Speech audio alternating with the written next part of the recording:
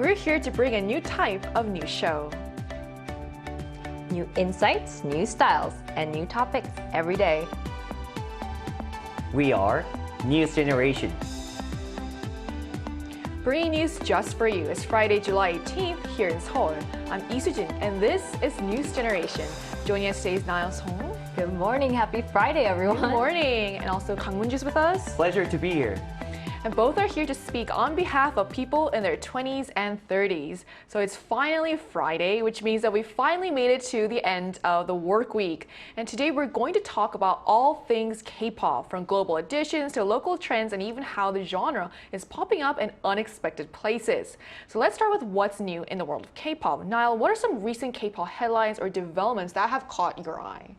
I mean, who knew K-pop would come this far? But half of top 10 CD album sales in the United States for the first half of this year were K-pop albums, including Stray Kids, ENHYPEN, ATEEZ, 17, and LE SSERAFIM, as well as Blackpink, obviously doing so well individually as well as a group. Jennie dominated the global critic charts as her solo album Ruby, in a professional terminology, was a bomb and was named one of the best 2025 by both Billboard and NME, and it was the only K-pop album on that list.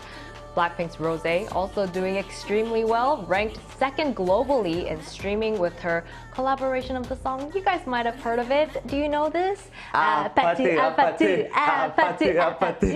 Recording 1.624 billion streams in the first half of just this year. So someone who's followed the Billboard charts religiously since I was a kid, it's still really fascinating to see these names top the list. And also, I actually listened to both of their albums and I really enjoyed them. Yeah. So like Jennie's album, I really like. It's not just the title tracks. You mentioned some of the great title tracks, but I really liked Start a War and Jennie's album. I don't know if you know that song. There's a lot of story going on behind the scenes with that. Right, she actually talked about like the story behind Start a War, and I really like that song. Also, I like Talks Till the End. That's also that was a single. That was her third single, and I really like that song too. So what about you, Moon-ju? Yeah, so if we had a Blackpink, then we should have a BTS. So now the hottest topics in K-pop right now is BTS's long-awaited full group comeback. With all members having completed their mandatory military service, the group is finally returning to their fans. The last member to be discharged, Suga, completed his service on June 21st, officially marking the end of the enlistment period for all the 7 members. The excitement is palpable and the expectations are higher than ever. The group has announced plans for a comeback in the spring of next year and is currently working on a new album in the United States. So BTS is now out of ARMY, back to ARMY. That's very clever, actually. How long did it take you to come up with that? Did you enjoy that? Yeah, this is phrase of the day for me. Phrase of the day. So while one of K-pop's biggest acts is preparing for their return, behind the scenes, the next generation of stars is already being formed. Now, we're seeing a growing number of K-pop auditions happening around the world. Can you tell us more about some of these? Right. I mean, these are really exciting. On June 30th, an audition event for aspiring K-pop idols in the United States was held downtown Manhattan, New York, and 10 teams that passed the preliminaries out of over 100 North American applicants showcased their talents in the finals. And this event took place in a more dance performance rather than the stiff, formal, traditional audition form. And talent scouts from 10 different Korean entertainment agencies participated in this event to discover global talent. So hopefully the big dreams are in the making right now. So I think you're referring to K-Fan, like short for K-pop Festival and Next Generation, right? That's right. So for a quick background, this is New York's first ever K-pop dance festival and audition events. And then you mentioned also huge entertainment companies were there, like Hype's affiliates, like Pledis was also there, Adore was there, as well as Jellyfish Entertainment, which is known for Kim Sejong. So big companies were also there. And apparently they're also planning to expand this to other cities as well. Right. So it'll be interesting to see. Scouting all over United States. Right, and you can also see localization really spreading as well. But it's not just limited to the US, right? And I think you mentioned more auditions or things are happening in the US as well. But what are some other notable auditions that are happening? As the K-pop continues to gain global popularity, various editions are being held around the world to discover the new talent. Korean entertainment agencies are actively working to localize their idol groups, tailoring members and concepts to better resonate with international audience. Indeed, Hype, the agency behind the BTS, has hosted survival-style auditions in the United States to form a group specifically designed for the American market, which resulted in Cat's Eye, composed of 6 members from different countries, and this diverse backgrounds and global appeal reflect the evolving landscape of K-pop, where cross-cultural collaboration and localization strategies are becoming the norm and key strategy. So like you've said, we've been seeing a clear trend of K-pop becoming more localized to better fit global markets. And how has that played out so far, Moonjin? What kind of results or successes have we seen from these efforts? Yeah, just in line with its global expansion, the creation of localized idol groups has become a key strategy again for major Korean entertainment agencies. Hype's multinational girl group Cat's Eye recently reached a significant milestone, debuting at number 92nd on the Billboard Hot 100 with their single Gnarly this past May. And also, the group also earned this spot in 43rd on NME's 50 Best Songs of 2024, along with global icons such as Ariana Grande. And similarly, JYP's girl group Niju and CJ ENM's boy group JO1 have risen to top tier in Japan. And this trend continues to evolve. SM Entertainment recently introduced Dear Alice, which is a boy group composed entirely of the British members. They are making waves in the UK, appearing on the long-running live talk show This Morning on ITV1 last year. And looking ahead, both Hype and JYP are reportedly preparing idol groups specifically tailored for Latin American market. And lastly, these developments reflect the dynamic nature of the K-pop industry, where embracing cultural diversity and regional engagement is becoming essential for sustained global success. So as K-pop agencies continue to tailor their groups for different regions like Latin America, like you just mentioned, it's clear that the industry is not just exporting music, but also embracing diverse cultures in new ways. And this cultural integration goes beyond the music itself. We're also seeing K-pop increasingly used as a theme or subject in various forms of media content, actually. Can you give us some examples of that, Kanayo? Right. In South Korea, there's a growing number of locally produced content that features K-pop as the central theme. One example is it's doing so well, K-pop Demon Hunters, and it was produced with K-pop stars as main characters of an entire story, which has, never happened before. And the show incorporates various elements of Korean culture, such as kimbap, which is such a common thing for us, and gat, traditional hat, and hanbok, the traditional garment. And this serves as an example of Korea's rising global influence on the global stage. And in 2023, Netflix series XO Kitty, which portrays a life at a Korean international school, it also did really well, ranked number 2 in the global top 10. This actually goes to show the growing and continuously growing international interest in Korean culture through global media content. So like you said, it's so interesting to see like topics that I feel like only small people, locals would know. Like I actually went to international school, so it's really interesting to see that portrayed in such a popular international media form as well. So K-pop's global growth isn't just happening on stage, it's also being driven by the fans themselves. So to get a broader sense of what's catching people's attention this season, we also asked our viewers, what do you think makes K-pop so appealing? So let's take a look at what they had to say. So 42% of respondents pointed to the stunning performances, while 25% said it was the charming members that drew them in. Another 23% highlight the addictive melodies, and the remaining 10% chose other factors.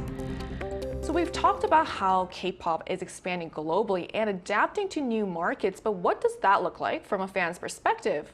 Up next, we're going to be joined by a K-pop fan from the US who will tell us what drew them to the genre and how they experience K-pop where they are. And that conversation is coming up right after the break, so stay tuned.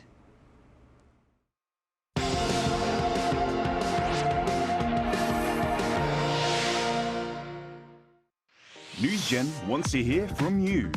Go to YouTube and search our channel Arirang News.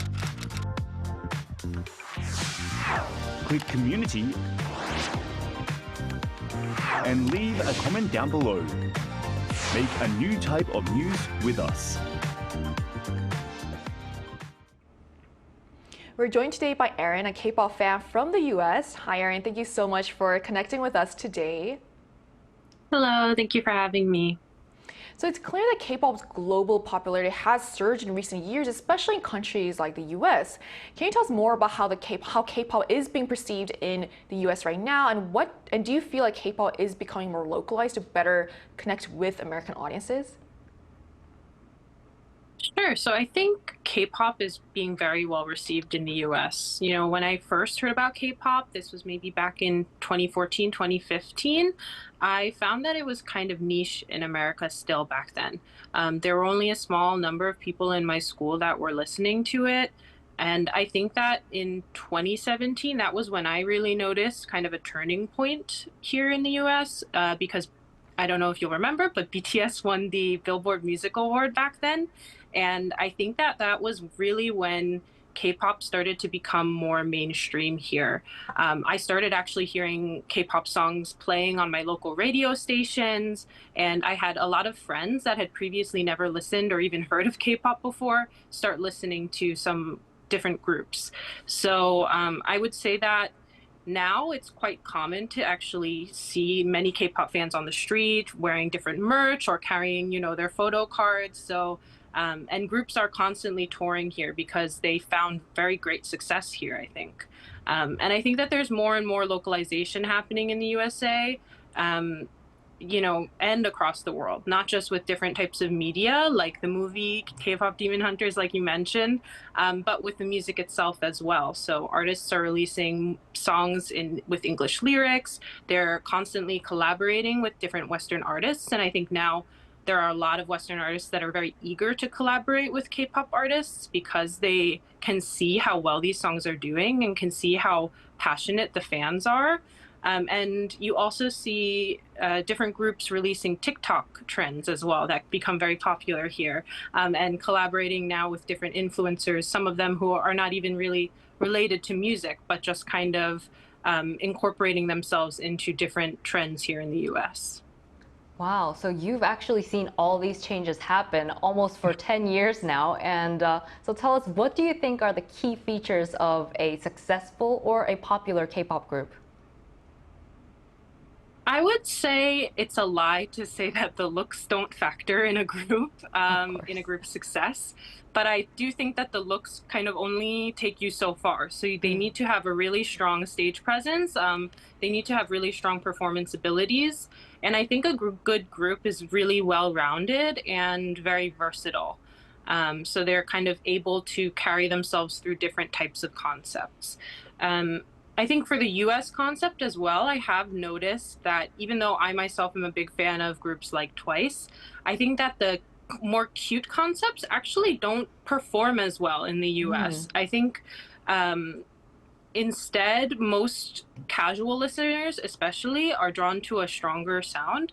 And so groups like Blackpink and BTS, Stray Kids, they do really well in the US. I think that their type of music tends to appeal more to a Western audience. Although I do think that any type of K-pop group can really carve out a niche for themselves here in the US because it has become so well known and because there are so many fans here. And I think also what sets K-pop groups apart from Western artists, in addition, is also the additional media that they release. They really show who they are as people. I think it really brings them down to earth and makes the fans feel like they know them. And while I think it can also kind of lead to a parasocial relationship sometimes between fans and idols, I think it's also part of the draw as an American fan because Western celebrities tend to be more private and they don't really release a lot about their lives sometimes. Yeah, I do agree with you. And our last question for you today is looking ahead, what kind of K-pop content would you like to see more in the future? And if there is a particular direction or theme you think the genre could explore farther? Yeah, I think that part of what made K-pop so popular is that it can be very experimental, whether it be with music or different types of music. It's constantly kind of moving and evolving, so it can kind of keep up with the trends or even set many trends itself. I do think that the localization and globalization of K-pop is a really good thing, but I also think it's important that K-pop groups maintain their Korean identity because I think it's what makes them unique and sets them apart to musicians here in the States. So I spoke with some of my friends and we all agreed that we really enjoy seeing artists incorporating traditional Korean styles of music, such as pansori or arirang. Like, it really exposes the global audience to pieces of culture that we may not have previously known. And I think that's the success of songs like BTS's Idol or Stray Kids' Thunderous really show that these concepts perform very well and that the fans would like to see more of that. So that's personally what I would like to see more of. I really appreciate how you just pointed out how, sounds like pansori, like more traditional music, is something that global fans will also be really interested in. So thank you for sharing your insight with us today. Thank you. Thank you for having me. So we just heard from a music fan from the United States sharing her take on how K-pop is resonating overseas and what it's like to see the genre evolve beyond Korea. To wrap up our discussion, Niall, so why is this localization trend such a key part of K-pop's global strategy, and why does it matter for the future of the genre? Localized K-pop groups have definitely clear advantages, and from their debut, they can build a strong emotional connection. Like Aaron mentioned, with the fans, they can communicate more easily with the language that they prefer. And as existing K-pop artists continue to expand globally, I see the rise of these localized groups, and it's generating very high expectations. And many believe that this trend would become the new breakthrough for the K-pop industry. Moonju, and despite these efforts, what challenges or obstacles still remain for K-pop as it expands? Yeah, looking at everything we've discussed today, it's clear that the localized K-pop groups have already produced impressive results, and expectations for their future are naturally high, like Niall just mentioned. However, as agencies work to meet the cultural needs of fans across different regions, it's equally important to preserve the identity of the K-pop itself, as just Aaron mentioned. After all, the essence of K-pop groups lies in Korean music and culture, so that's why finding the right balance is the key, adapting thoughtfully to local tastes while staying true to the distinctive style and appeal that made K-pop a global phenomenon in the first place. Right, so like you said, I feel like K-pop fans nowadays aren't just people that have just discovered K-pop. A lot of them have grown up with K-pop as well. So this is why it's important, as Aaron also mentioned, to keep our identity. So for our last question, Niall, what kinds of changes or trends do you expect to see K-pop moving forward? Right. As localization continues, we'll see a wider range and diversity in nationality and ethnicity of the members, as we already do.